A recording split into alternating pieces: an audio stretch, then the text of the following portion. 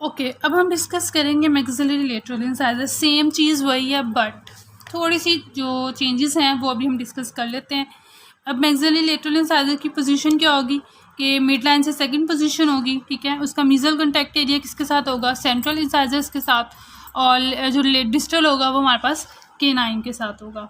लेकिन deciduous canine के साथ होगा टिल द एज ऑफ 12 के बाद जहाँ पे परमानेंट केनाइन आ जाता है, फिर हमारे पास परमानेंट केनाइन के साथ उसका होगा। नंबरिंग सिस्टम आपने पहले कर चुके हैं, तो जनरल हमारे पास सेम वही इसकी शेप स्ट्रक्चर्स होंगे क्राउन के, बस थोड़ी बहुत डिफरेंसेस हैं वो भी हम देख लेते हैं। अब जो लेटरल इंसाइजर है ना, मैक्सिलरी लेटरल इंसाइजर, उसमें सबसे ज़्यादा वेरिएशन होती है जब हम उसे किसी भी टीथ के साथ कंपेयर, लाइक माउथ में 32 टीथ हैं, थर्ड मोलर में तो है ही है, उसे निकाल दो। थर्ड मोलर के अलावा जितने बचते हैं हमारे पास, उन सब में मैक्सिलरी लेटरल इंसाइजर में सबसे ज़्यादा वेरिएशंस नज़र आती हैं। तो अभी हम लेबियल उसके एस्पेक्ट को डिस्कस करते हैं। ये हमारे पास है मैक्सिलरी लेटरल इंसाइजर, उसका लेबियल एस्पेक्ट है, ठीक है।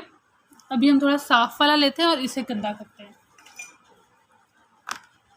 तो ये हमारे पास मैक्सिलरी लेटरल इंसाइजर ले लिया, उसकी लेबियल एस्पेक्ट। अब इसकी मीजल आउटलाइन की बात करें, सेम वही है जो सेंट्रल इंसाइजर में होती है कि हमारे पास स्ट्रेट होगी या स्लाइटली कन्वेक्स होगी, ठीक है। और अगर इसमें बात करें इसके मीजल इंसाइजल एंगल की, तो वो हमारे पास स्लाइटली राउंडेड होगा, पॉइंटेड नहीं होगा, स्लाइटली राउंडेड होगा। और इसकी जो क्रेस्ट ऑफ कर्वेचर होगी वो जिंजाइवल थर्ड में होगी,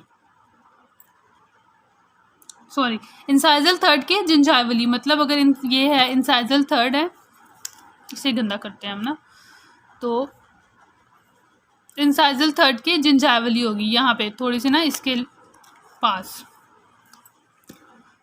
और डिस्टल आउटलाइन की बात करें, वो हमारे पास ज़्यादा राउंडेड होगी मीजियल की निस्बत, ठीक है। और सेंट्रल से भी ज़्यादा, सेंट्रल में भी हमने बात की थी कि जो डिस्टल आउटलाइन होगी वो राउंडेड होगी, लेकिन लेटरल में उससे भी ज़्यादा राउंडेड होगी। और जो क्रेस्ट ऑफ कर्वेचर होता है हमारे पास यूजुअली जंक्शन पे होता है, जहाँ पे मीजियल इंसाइज मीजियल और जंक्शन बन रहा होता है ना, यहाँ पे करके होगा।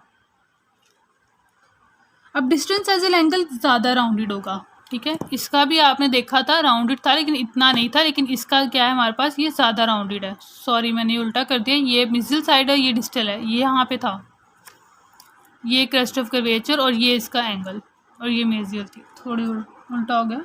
अच्छा, अब इंसाइजल आउटलाइन की बात करें तो हमारे पास सेंट्रल इंसाइजर से करती है, लेकिन वो इतनी स्ट्रेट नहीं होती। अगर आप इसमें देखें कि ये स्ट्रेट है, लेकिन इसकी इतनी स्ट्रेट नहीं है, ठीक है। और इसमें सब जितने भी इंसाइजर्स हैं, बेशक मैक्सिलरी हैं बेशक मैंडिबुलर हैं, सबसे ज़्यादा rounded incisal outline maxillary lateral incisor की होती है। ये बात आपने याद रखनी है। नंबर ऑफ मैमेलोन्स हमारे पास वेरी कर सकते हैं, 2 भी हो सकते हैं, लेकिन ज़्यादा 3 भी हो सकते हैं, लेकिन ज़्यादा कॉमन कितने होते हैं, 2। और मैक्सिलरी सेंट्रल में कितने थे, 3। सर्वाइकल आउटलाइन हमारे पास रेगुलरली होती है toward the apex of the root. और अदर कॉन्सिडरेशन में हमने बात की कि वही हमारे पास डिप्रेशन से मीजियोलेबियल डिस्ट्रोलेबियल डेवलपमेंटल डिप्रेशन, फिर लोब्स 3 लोब बन जाते हैं, मीजियोलेबियल लोब, मीजियल लोब और डिस्ट्रोलेबियल लोब। इम्ब्रिकेशन लाइंस भी हमारे पास प्रेजेंट होती हैं। और लेबियल हाइट ऑफ कंटोर हमारे पास सर्वाइकल थर्ड में होती है, यहाँ पे करके।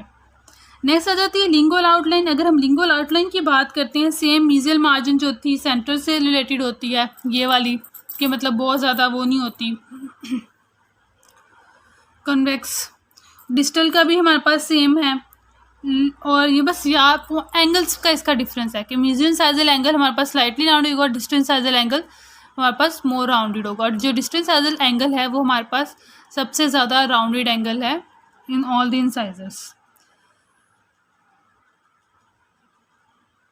इसकी इंसाइजल आउटलाइन भी सेम वही है हमारे पास कि स्ट्रेट होती है, लेकिन इतनी स्ट्रेट नहीं होती, और ये राउंडेड होती है। और जितने भी इंसाइजल है उसमें सबसे ज़्यादा राउंडेड इंसाइजल आउटलाइन यही होगी। सर्वाइकल जो होती है हमारे पास एपिकली होती है बट टूवर्ड द डिस्टल। अब मैं यहाँ पे तो डार्क करके ड्रॉ कर रही हूँ, यहाँ से आप मिड में रख के देखें तो ये थोड़ी सी आपको ना डिस्टली लोकेटेड नज़र आएगी, डिस्प्लेस हुई होगी।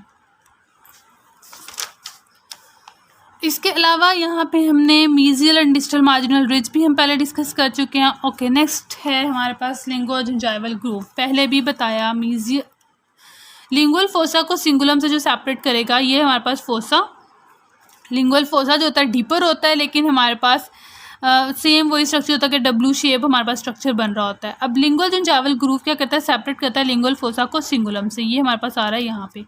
अब लिंगुअल जिंजावल ग्रूव के अंदर एक हमने बात की कि एक पिट होती है सेंट्रल में, ठीक है, सेंटर में करके। अब लेटरल इंसाइजर में हमें एक चीज़ और नज़र आती है, लिंगो जिंजावल फिशर। ये फिशर कहाँ से, लिंगुअल पिट यहाँ से ओरिजिनेट करेगा, ठीक है, ये आपको नज़र भी आ रहा होगा, और ये सर्वाइकली एक्सटेंड करेगा, सर्वाइकली ऐसे एक्सटेंड कर रहा है, ठीक है, और ये थोड़ा सा डिस्टली होगा, इस तरह डिस्टली इसकी पोजीशन होगी, नीचे की तरफ आ गया और सिंगुलम पे आके ख़त्म हो जाएगा। हम कहते हैं कि लिंगो जिंजावल फिशर जो होता है ना, ज़्यादा या लेस वर्टिकल डायरेक्शन में होता है, लेकिन जो लिंगो जिंजावल ग्रूव होता है ना, वो हॉरिजेंटल डायरेक्शन में होता है। लिंगो जिंजावल ग्रूव हॉरिजेंटल में, लिंगो जिंजावल फिशर वर्टिकल डायरेक्शन में होता है, याद रखना है। हाइट ऑफ कंट्रोल वही, मैक्सिमम कन्वेक्सिटी किस में है, सिंगुलम में हमें नज़र आ रही है, तो किस में हुई, सर्वाइकल थर्ड में।